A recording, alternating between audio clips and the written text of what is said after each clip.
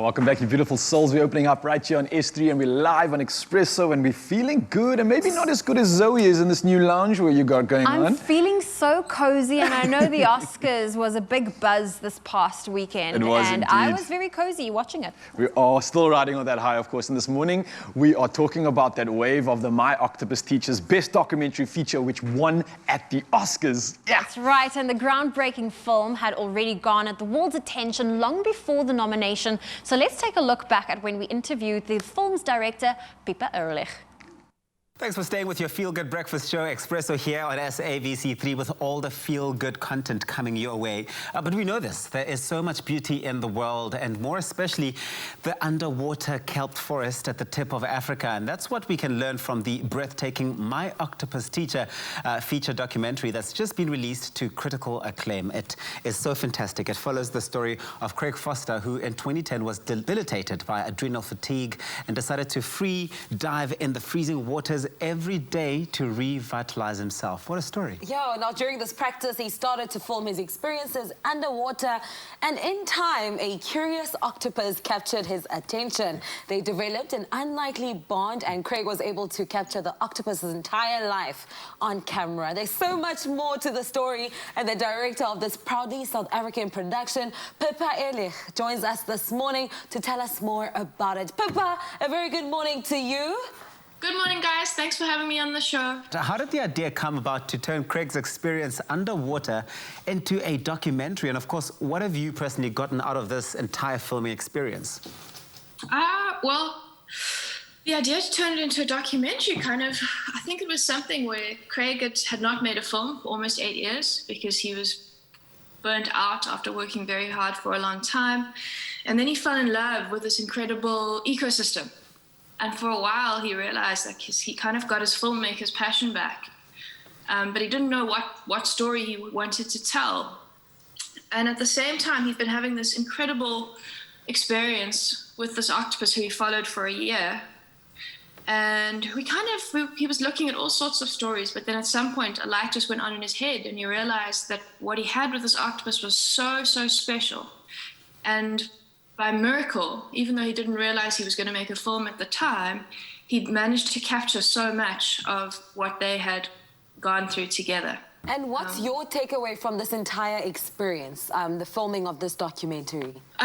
This has been the most enormous privilege for me.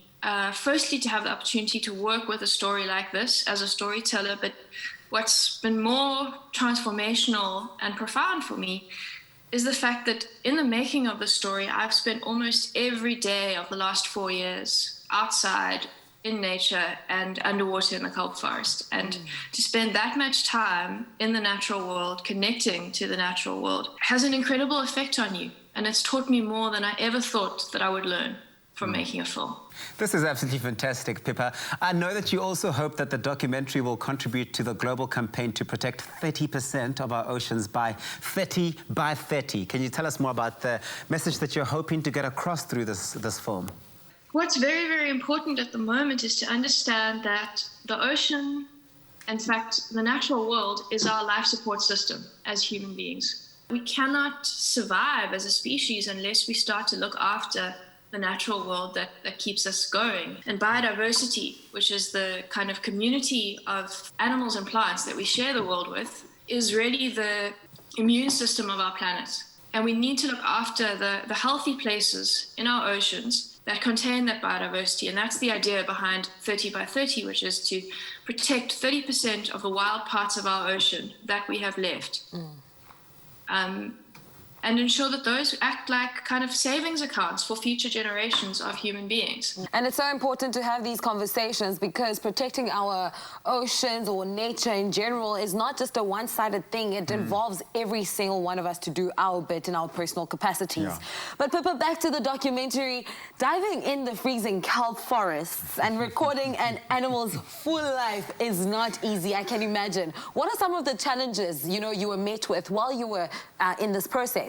So the first challenge that I had to deal with personally is the fact that this is truly experiential filmmaking, and Craig wanted to make the film without scuba gear and without wetsuits. The first thing I had to do if I wanted to be involved was actually adapt my body to be able to dive in the Atlantic, which can be, 8-10 degrees at times, Wow. without wearing a wetsuit. And that process took more than 6 months. Well, this is incredible, and it's such a groundbreaking process that you've gone through here. But we know that the film's done so well already, going and receiving 8 nominations for the renowned Jackson Wild Media Award, more than any other film. Yes, a round of applause between myself, Kuhle, and the cameraman.